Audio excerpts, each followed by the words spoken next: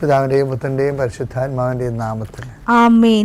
എൻ്റെ പ്രിയപ്പെട്ടവരെ, ഇന്ന് നവംബർ 7 വെള്ളിയാഴ്ച. അമ്മേ പരിശുദ്ധ അമ്മേ, അമ്മേ പരിശുദ്ധമേ, ദൈവമാതാവേ, കൃപാസനത്തിലൂടെ ഞങ്ങൾക്കും ഞങ്ങളുടെ ദേശത്തിനും അമ്മ മധ്യസ്ഥം തേടി തന്ന എല്ലാ അനുഗ്രഹങ്ങൾക്കും കൃപകൾക്കും ഞങ്ങളിപ്പോൾ ഹൃദയം നിറഞ്ഞ നന്ദി പറയുന്നു.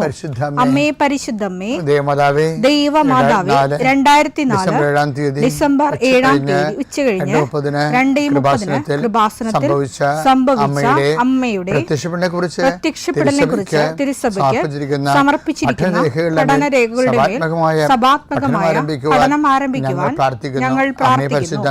അമ്മേ പരിശുദ്ധമേ, ഭൂസ്വർലോകങ്ങളുടെ രാജ്ഞിയായ അങ്ങേയ്ക്ക് ഭൗമസംരക്ഷണത്തിനായി പ്രപഞ്ചപ്രകൃതിയെ തന്നെ തിരുസഭ പ്രതിഷ്ഠിക്കുവാൻ ഈ പ്രത്യക്ഷീകരണം വഴി ഇടയാക്കണമേ. പരിശുദ്ധമേ, ജപമാല മാതാവേ, സകല കൃപാസനം പ്രാർത്ഥനയോടും ചേർത്ത് ഞങ്ങളിപ്പോൾ പ്രാർത്ഥിക്കുന്ന ഈ കുടുംബത്തിന്റെ പ്രത്യേക നിയോഗം പറ മക്കളെ.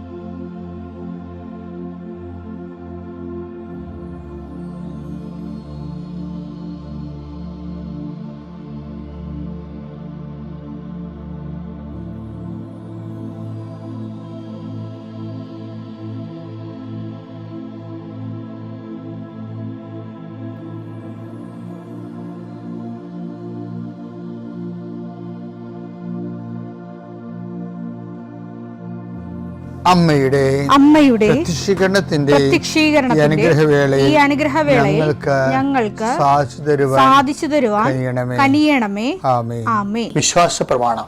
സർവശക്തനായ പിതാവും ആകാശത്തിന്റെയും ഭൂമിയുടെയും സൃഷ്ടാവുമായ ദൈവത്തിൽ ഞാൻ വിശ്വസിക്കുന്നു. അവിടുത്തെ ഏകപുത്രനും ഞങ്ങളുടെ കർത്താവുമായ ഈശോ മിശിഹായിലും ഞാൻ വിശ്വസിക്കുന്നു.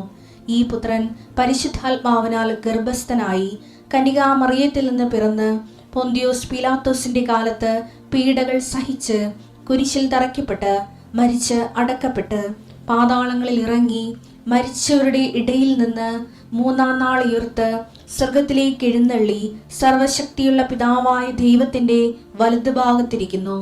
അവിടെ നിന്ന് ജീവിക്കുന്നവരെയും മരിച്ചവരെയും വിധിക്കുവാൻ വരുമെന്നും ഞാൻ വിശ്വസിക്കുന്നു. പരിശുദ്ധാത്മാവിലും ഞാൻ വിശ്വസിക്കുന്നു.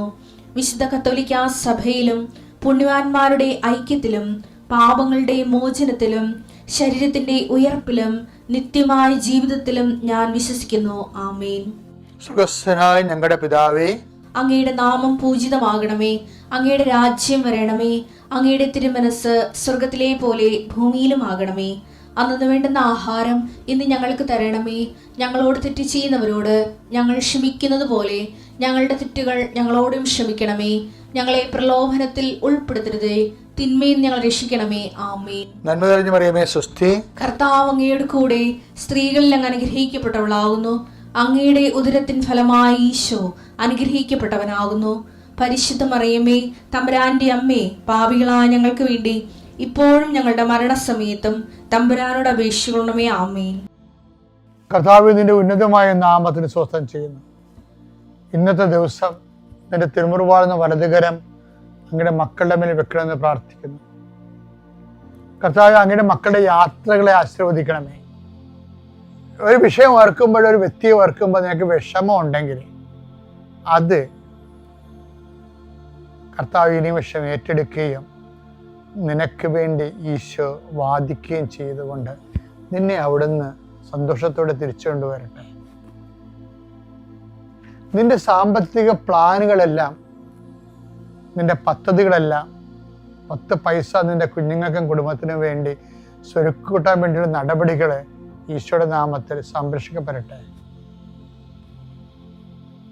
കർത്താവെ, കുറേ നാളായി പരിശ്രമിച്ചിട്ടും ഒന്നും നടക്കാതെ ഇപ്പോഴും ഒന്നേം തന്നെ കിടക്കുന്ന ആൾക്കാരുണ്ട്. അങ്ങനെയുള്ള എല്ലാ വിഷയത്തിനുമേലും കർത്താവ് ഇന്ന് നീ തീരുമാനം എടുക്കണമെന്ന് പ്രാർത്ഥിക്കുന്നു. എൻ്റെ കർത്താവിൻ്റെ ഉന്നതമായ നാമത്തിൽ സഭയുടെ അധികാരത്തിൽ കുരിശിൻ്റെ അടയാളത്തിൽ സ്ഥാപനങ്ങൾ നടത്തുന്നവരെ, സ്ഥാപനങ്ങളുടെ ഉത്തരവാദിത്തങ്ങൾ ഏറ്റെടുത്തിരിക്കുന്നവരെ, അവിടെ നിങ്ങൾ നടത്തിക്കൊണ്ട് പോകുന്നതിന് എതിരാളികളുള്ളവരെ, അത് ബിസിനസ്സാകാം, സ്കൂളാകാം, ആശുപത്രിയാകാം, മറ്റെന്തെങ്കിലും തരത്തിലുള്ള കാര്യങ്ങളാകാം, എതിരാളി നിങ്ങൾ അകപ്പെടുത്താൻ ആഗ്രഹിക്കുന്നവർ അവരുടെ കൈയും കാലം നിർവീര്യമാകട്ടെ. ഈശോയുടെ നാമത്തിൽ പ്രാർത്ഥിക്കുന്നു. Lord Jesus Christ, pour out His Spirit, touch the fire fingers, soak with the precious blood. Lord, infuse His Spirit of power and grace. Mathai 5:7 എന്താണ്? കരുണയുള്ളവർ ഭാഗ്യവാന്മാർ, അവർക്ക് കരുണ ലഭിക്കും. അവർക്ക് കരുണ ലഭിക്കും. ഇക്കാലത്ത് ഏറ്റവും കൂടുതൽ മിസ്യൂസ് ചെയ്തിരിക്കുന്ന ഒരു വാക്കാണ് കരുണ. ആവശ്യമുള്ളിടത്തും എല്ലായിടത്തും കരുണയൊക്കെ ഉപയോഗിച്ച്, അതായത് ദൈവത്തിന് സുവിശേഷം നിരക്കാത്ത ജീവിതം ജീവിക്കുന്ന, മൃഗതുല്യമായ ജീവിതം ജീവിക്കുന്നവരുടെയൊക്കെ കരുണ കാണിക്കണമെന്ന് പറഞ്ഞിട്ട് പാപത്തിന് ചെയ്യാനുള്ള ലൈസൻസ് കൊടുത്ത് ഒരു കാലഘട്ടം കഴിഞ്ഞു പോയി പറയുകയാണ്. അപ്പം ഞാൻ അന്ന് പറയുമായിരുന്നു, ഏറ്റവും ഇപ്പം അത് അവരോടൊക്കെ കരുണ കാണിക്കണം, അങ്ങനെയുള്ള ക്രിസ്തുവിനെ അറിയാത്തവരോട് അത് അക്സെപ്റ്റ് ചെയ്യുന്നതിൻ്റെ പിന്നിലും ഒരു കരുണയുടെ സുവിശേഷമുണ്ട്. പക്ഷെ അന്ന് ഞങ്ങൾ പറയാമായിരുന്നു, കരുണ കാണിക്കുക എന്ന് വെച്ച് കഴിഞ്ഞാൽ ലോകത്തോട് കാണിക്കാവുന്ന ഏറ്റവും വലിയ കരുണ എന്താ? സഭയ്ക്ക് ലോകത്തോട് കാണിക്കാവുന്ന ഏറ്റവും വലിയ കരുണ എന്താണ്? സഭയെ ഏൽപ്പിച്ച ജോലി പൂർത്തിയാക്കുകയാണ്. എന്താണ്? ക്രിസ്തുവിനെ ലോകത്തിന് കൊടുക്കുക, ലോകത്തിൻ്റെ ആത്മരക്ഷ ഉറപ്പുവരുത്തുക, ലോകത്തിൻ്റെ ആത്മരക്ഷ ഉറപ്പുവരുത്തുക എന്ന് വെച്ചാൽ മിഷൻ എന്ന് പറഞ്ഞാൽ അത്രയും ജീവശ്വാസമാണ് സഭയുടെ.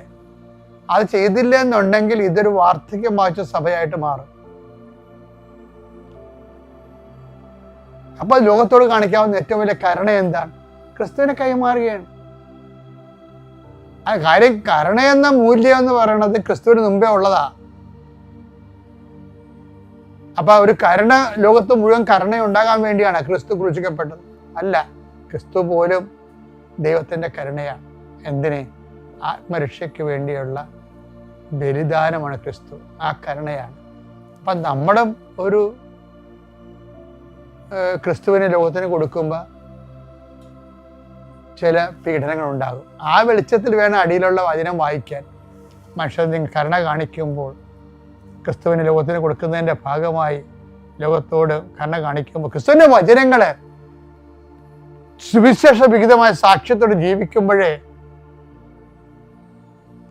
സുവിശേഷ വിഹിതമായ വിശ്വാസ കൈമാറ്റത്തിൻ്റെ കരുണ കാണിക്കുമ്പോഴേ മനുഷ്യർ നിങ്ങളെ അവഹേളിക്കുകയും വ്യാജമായി എല്ലാത്തരം കുറ്റങ്ങളും ആരോപിക്കുകയും ചെയ്യുമ്പോൾ നിങ്ങൾ ഭാഗ്യവാന്മാർ,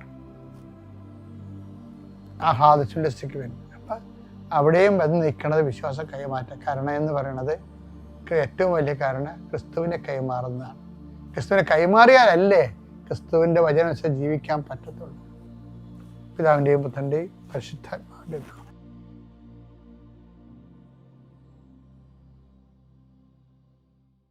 അത്യപൂർവ ദൈവാനുഭവങ്ങൾ ഇനി നിങ്ങൾക്കും സ്വന്തം. ഈ യൂട്യൂബ് ചാനൽ ഇതുവരെ സബ്സ്ക്രൈബ് ചെയ്തിട്ടില്ലെങ്കിൽ ഇപ്പോൾ തന്നെ സബ്സ്ക്രൈബ് ചെയ്യുക. ഈ വീഡിയോ ഇപ്പോൾ തന്നെ നിങ്ങളുടെ സുഹൃത്തുക്കൾക്ക് ഷെയർ ചെയ്തുകൊണ്ട് കർത്താവിൻ്റെ പ്രേക്ഷിതരാകുക.